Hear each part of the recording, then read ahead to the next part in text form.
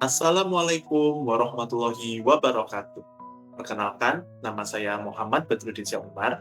Saya merupakan mahasiswa dari Universitas Siber Asia, jurusan S1 PJJ Manajemen. Pada kesempatan kali ini, saya akan mempresentasikan mengenai review artikel dengan tema manajemen strategi. Tugas presentasi ini merupakan bagian dari tugas mata kuliah manajemen strategik yang diambil oleh Bapak Goklas Siahaan. Baik, kita langsung mulai saja. Jadi dalam review artikel ini terdapat 5 artikel penelitian yang kemudian akan kita bahas sekilas satu persatu. Yang pertama yaitu dengan judul artikel Peran Manajemen Strategik dalam Meningkatkan Keunggulan Kompetitif UMKM di Indonesia. Nah, latar belakangnya, UMKM memainkan peran yang krusial dalam mendukung pertumbuhan perekonomian Indonesia. Meski demikian, dalam menghadapi persaingan yang semakin intens di era globalisasi dan digitalisasi saat ini, banyak UMKM mengalami kesulitan dalam menjaga serta meningkatkan keunggulan bersaing mereka. Nah, tujuan penelitiannya yaitu untuk mengevaluasi kontribusi manajemen strategik dalam membangun dan menjaga keunggulan kompetitif UMKM di Indonesia. Metode yang digunakan yaitu dengan studi literatur dengan pendekatan deskriptif kualitatif.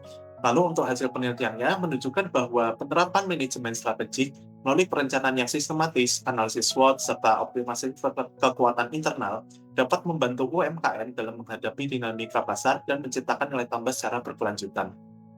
Nah, implikasinya, manajemen strategik merupakan elemen kunci dalam meningkatkan daya saing UMKM. Oleh karena itu, disarankan adanya peningkatan kapasitas manajerial pelaku UMKM dan dukungan kebijakan dari pemerintah yang kondusif. Lalu untuk penelitian kedua dengan judulnya yaitu strategi diversifikasi sebagai mekanisme ketahanan UMKM, Systematic Literature Review tahun 2020 sampai 2025. Latar belakangnya, UMKM memiliki peran strategis dalam perekonomian nasional, namun pada saat yang sama menghadapi tingkat kerentanan yang tinggi terhadap guncangan eksternal, khususnya pada periode pandemi dan pasca pandemi COVID-19. Nah, kondisi tersebut mendorong perlunya strategi adaptif yang mampu meningkatkan ketahanan dan keberlanjutan UMKM.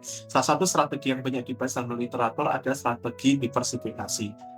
Nah, tujuan penelitiannya yaitu untuk memetakan tren penelitian, tema dominan, serta sintesis temuan empiris terkait strategi diversifikasi sebagai mekanisme ketahanan UMKM pada periode 2020-2025. Metode yang digunakan yaitu Systematic Literature Review atau SLR dengan menganalisis 67 artikel jurnal nasional terakreditasi SINTA.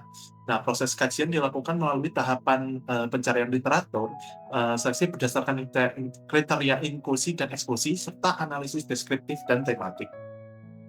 Hasil penelitian menunjukkan bahwa penelitian strategi diversifikasi UMKM mengalami peningkatan signifikan pada masa krisis dan pemulihan ekonomi dengan tema dominan meliputi inovasi produk, ekspansi pasar, diversifikasi saluran berbasis digital, serta kolaborasi dan kemitraan. Nah, implikasinya, literatur menunjukkan kecenderungan hubungan positif antara strategi diversifikasi dan ketahanan serta kinerja UMKM, terutama ketika didukung oleh digitalisasi dan kapasitas manajerial yang memadai. Namun demikian, efektivitas diversifikasi bersifat kontekstual dan sangat dipengaruhi oleh faktor internal dan eksternal UMKM. Nah, penelitian ini memberikan kontribusi teoritis dengan menjanjikan peta penelitian diversifikasi UMKM kontemporer serta implikasi praktis bagi pelaku UMKM dan pembuat kebijakan dalam merancang strategi diversifikasi yang lebih teranah dan berkelanjutan. Lalu untuk penelitian ketiga dengan judul yaitu peran budaya organisasi dalam meningkatkan implementasi strategi perusahaan, Systematical Literature Review. Latar belakangnya, manajemen strategi menjadi fondasi utama bagi keberlanjutan perusahaan, namun efektivitas implementasinya sangat bergantung pada kekuatan budaya organisasi yang landasinya. Budaya yang selaras dengan tujuan strategis mampu mendorong inovasi dan efisiensi operasional, sedangkan nilai-nilai yang kaku justru berisiko menjadi penghambat utama dalam eksekusi strategi di lapangan. Oleh karena itu, penting untuk memahami peran budaya dalam mendukung implementasi strategi, agar strategi yang direncanakan tidak hanya efektif dalam teori, tetapi juga sukses dalam praktik. Nah, tujuan penelitiannya yaitu mengkaji hubungan timbal balik antara budaya organisasi dan implementasi strategi. Lalu untuk metode penelitiannya yang digunakan sama seperti sebelumnya yaitu SLR atau Systematic Literature Review yang mengikuti prosedur yang dimulai dari penyusunan protokol penelitian hingga penyajian hasil. Proses ini disajikan sesuai dengan pedoman Preferred Reporting Items for Systematic Reviews and Meta-Analysis atau PRISMA yang dirancang untuk meningkatkan transparansi dan kualitas laporan kajian sistematis serta meta-analisis. Hasil penelitian menunjukkan bahwa budaya organisasi memainkan peran signifikan dalam mendukung atau menghambat implementasi strategi. Budaya yang kuat, adaptif, dan selaras dengan strategi organisasi berkontribusi pada keberhasilan implementasi dengan mendorong inovasi, kolaborasi, dan fleksibilitas. Sebaliknya, budaya yang kaku atau tidak selaras dengan strategi dapat menjadi hambatan utama. Studi ini juga mengungkapkan bahwa strategi organisasi dapat memperkuat atau bahkan membentuk budaya organisasi baru, tergantung pada keselarasan dengan nilai-nilai dan norma yang berlaku. Nah, implikasinya yaitu penelitian ini menunjukkan pentingnya menciptakan keselarasan antara budaya dan strategi organisasi untuk meningkatkan efektivitas, efisiensi, dan keberlanjutan perusahaan. Lalu untuk penelitian keempat, judulnya yaitu implementasi manajemen strategik berbasis balance scorecard dalam meningkatkan mutu pelayanan di klinik utama Glaria Bandung. Latar belakangnya, ini studi kasus pada klinik utama Glaria Bandung. Nah, klinik ini menghadapi tantangan dalam meningkatkan kualitas pelayanan yang tidak hanya berfokus pada aspek keuangan, tetapi juga mencakup perspektif pelanggan di proses bisnis internal serta pembelajaran dan pertumbuhan karyawan. Oleh karena itu, penerapan BSC diharapkan dapat memberikan solusi untuk menyelaraskan berbagai dimensi tersebut dalam rangka meningkatkan kinerja klinik secara keseluruhan dan mencapai tujuan strategis. Tujuannya penelitiannya yaitu untuk menganalisis implementasi balance scorecard atau BSC sebagai alat manajemen kinerja strategik di klinik utama Glaria Bandung. Metode yang digunakan yaitu kualitatif deskriptif dengan teknik pengumpulan data berupa wawancara mendalam terhadap 5 informan kunci yang terdiri dari pimpinan, staf medis, staf administrasi, dan pasien. Wawancara ini bertujuan untuk menggali pemahaman mereka mengenai penerapan BSC dan dampaknya terhadap kinerja klinik. Selain itu, data juga diperoleh melalui observasi dan dokumentasi terkait implementasi BSC di klinik.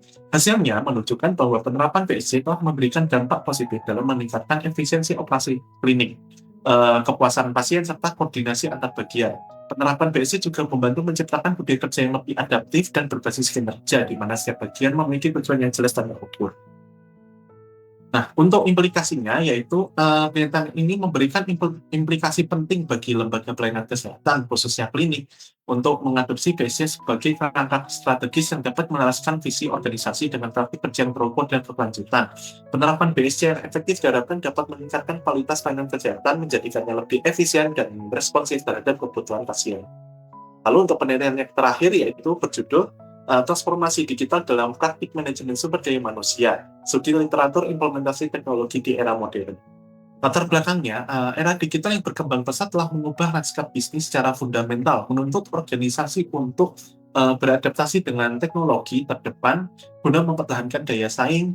Lalu implementasi teknologi dalam HRM telah terbukti memberikan dampak signifikan terhadap berbagai aspek pengelolaan sumber daya manusia. Namun, transformasi digital dalam HRM juga menghadapi berbagai tantangan kompleks yang perlu diatasi. Nah, tujuan penelitiannya yaitu untuk menganalisis implementasi transformasi digital dalam praktik HRM di era modern, mengeksplorasi tantangan dan strategi implementasi, serta mengevaluasi dampaknya terhadap kinerja organisasi dan pengalaman karyawan. Metode yang digunakan yaitu dengan pendekatan kualitatif dengan desain library research melalui analisis sistematik literatur akademik pada periode 2020 hingga 2025 dari basis data Google Scholar, Scopus, Web of Science, dan ProQuest. Teknik analisis data menggunakan thematic analysis untuk mengidentifikasi pola dan tema utama implementasi teknologi dalam HRM. Hasilnya menunjukkan bahwa implementasi artificial intelligence dalam rekrutmen meningkatkan akurasi seleksi hingga 35% dan mengurangi waktu proses hingga 50%. People Analytics dalam performance management menghasilkan peningkatan produktivitas 15-20% dan mengurangi turnover rate hingga 25%. Teknologi personalisasi meningkatkan employee satisfaction score rata-rata 30%. Lalu tantangan utamanya itu berupa resistensi perubahan mencapai 65% kasus kegagalan yang dapat diatasi melalui pengembangan kapabilitas digital SDM dan meningkatkan holistik. Untuk implikasinya, transformasi digital HRM terbukti memberikan dampak positif signifikan terhadap efektivitas organisasi, produktivitas karyawan, dan employee experience sehingga menjadi komponen strategis untuk mempertahankan daya saing di era digital. Sekian dan terima kasih atas presentasi dari saya. Mohon maaf apabila ada kesalahan. Wassalamualaikum warahmatullahi wabarakatuh.